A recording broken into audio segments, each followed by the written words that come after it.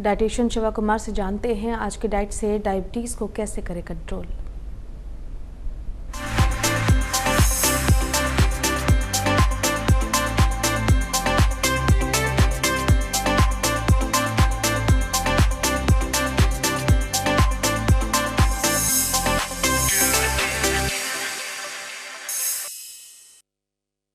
Hello, नमस्ते, सत श्री अकाल। कैसे हैं आप सब? उम्मीद करता हूँ सेफ होंगे, सुरक्षित होंगे। मैं हूँ डाइटिशियन शिवा। आज थोड़ा सा डिफरेंट और डिफिकल्ट है। मेरे फैमिली फ्रेंड्स में किसी की डेथ हुई और द एज वाज 37। उनकी 3 बच्चे हैं जिसमें 2 डेफ एंड डम्ब हैं और एक बच्चा है जो थोड़ा सा मेंटली रिटार्डेड है।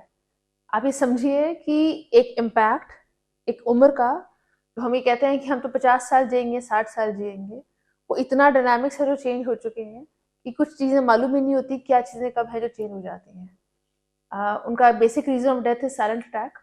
तो मुझे लगा कि आज एटलीस्ट इस बारे में तो मुझे बताना बहुत ज़रूरी है कि क्या एग्जैक्टली रीजंस हैं हमारे ऐसे सडन डेथ के, क्योंकि हम लोग इतने बेपरवाह हो जाते हैं। जब हम कुछ ऐसा सुनते हैं तो मुझे लगता है कि हम लोग बहुत अवेयर हो जाते हैं, 2 दिन हम बड़ा हेल्दी खाने लग जाते हैं और उसके बाद एकदम से जब चीज़ें चेंज होती हैं तो हमें ऐसा लगता है कि अरे यार, इससे मुझे तो कोई फ़र्क नहीं पड़ता। लेकिन एक यकीन बनाइएगा कि हर छोटी चीज़ से और हर बड़ी चीज़ से हर किसी को फ़र्क है जो पड़ता है।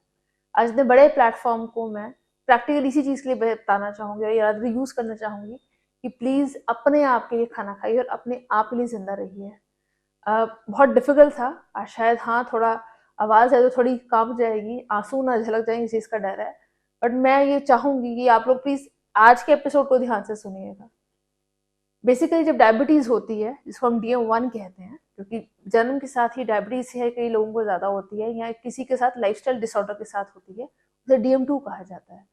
लेकिन अगर आप अपनी डायबिटीज़ को या अगर बेसिक भाषा में बोले शुगर की मेडिसिन को खुद से ही डॉक्टर बनने लग जाते हैं, खुद से रैंडम चेक है जो करने लग जाते हैं और उसके बाद आप अपनी दवाई की मॉनिटरिंग खुद ही शुरू कर देते हैं, तो दिक्कतें यहाँ तक आ जाते हैं कि आप अपने उस प्यारे इंसान को हमेशा के लिए खो जाते हैं।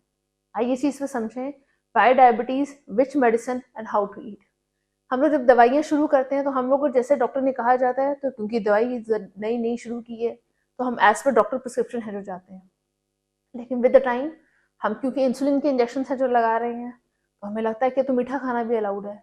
हम अपने इंजेक्शन के साथ साथ हमारी जो दवाइयाँ भी ऐड हो रही होती हैं, हमें लगता नहीं अब तो बहुत साल हो गए हैं, मैं खुद से अपने आप को मॉनिटर कर लेता हूँ, इंसुलिन इंजेक्शन लगाने की जरूरत नहीं है, प्रिक करके देख लेते हैं फास्टिंग क्या है, ये क्या है, वो क्या, और उसी में हम अपने आप को मॉनिटर कर लेते हैं। खुद से हम अपनी इंसुलिन है जो कम कर लेते हैं, खुद से अपनी मेडिसिन है जो कम कर लेते हैं। कई केसेस में अगर बिल्कुल ठीक आ रही है तो हम दवाइयाँ खानी भी बंद कर देते हैं, लेकिन उसकी कीमत कितनी होती है वो शायद हमें मालूम नहीं है।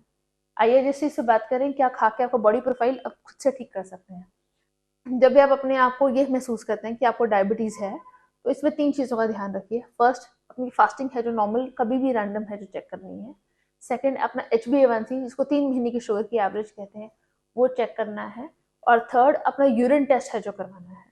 यूरिन टेस्ट क्यों करवाना है, इस पर बात करते हैं।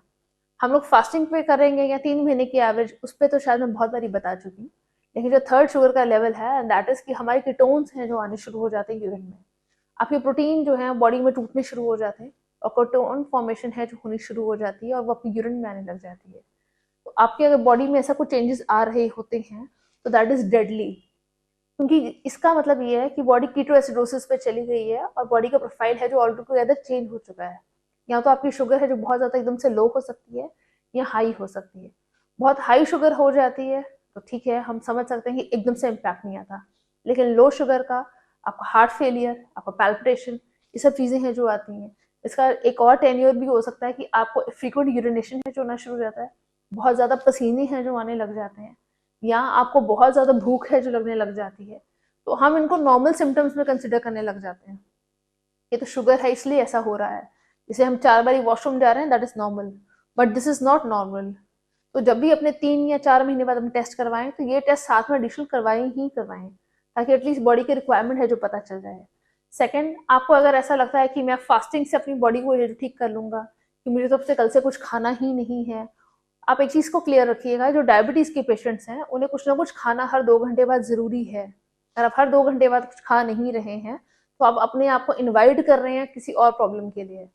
जब आपको डायबिटीज़ है तो आपका लिवर है जो अफेक्ट होगा ही होगा, आपकी आईसाइट है जो अफेक्ट होगी ही होगी, आपका हार्ट है जो इफेक्ट होगा और आपकी किडनी है जो इफेक्ट होगी। ये नहीं हो सकता कि क्योंकि मैं मेडिसिन खा रहा हूँ तो नहीं होगा, ऐसा नहीं होता।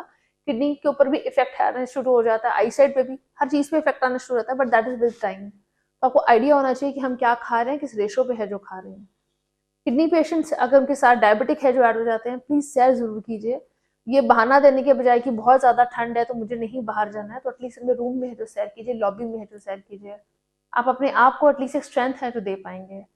जिन लोगों को कीटोएसिडोसिस के इश्यूज आने शुरू हो जाते हैं, इनके साइंस और सिम्टम्स से बात करते हैं, क्योंकि इसके ज्यादा बहुत बायोकेमिस्ट्री में जाने का कोई लॉजिक नहीं है।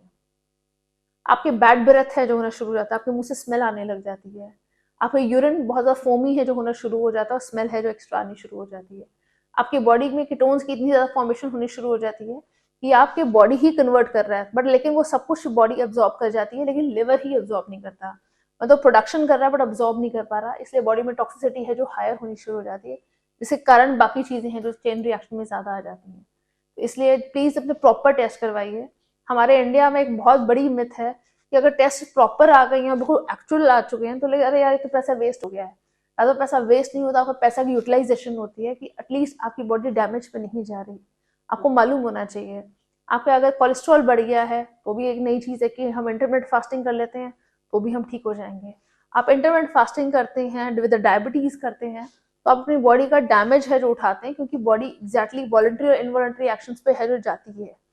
आपका कांस्टेंट स्ट्रेस में रहना, आपके जो बॉडी के प्रोफाइल को चेंज कर जाना, आपके इन्फ्लामेशन को हायर कर जाना, आपके पैरों में सूजन का एक्स्ट्रा हो जाना, ये सब चीजें साइंस आने शुरू हो जाते हैं कि आपकी बॉडी कुछ हो रहा है। लेकिन शायद हम उनको छोड़ जाते हैं बहुत पीछे कि कोई बात नहीं, हमें कोई दिक्कत नहीं हो रही है।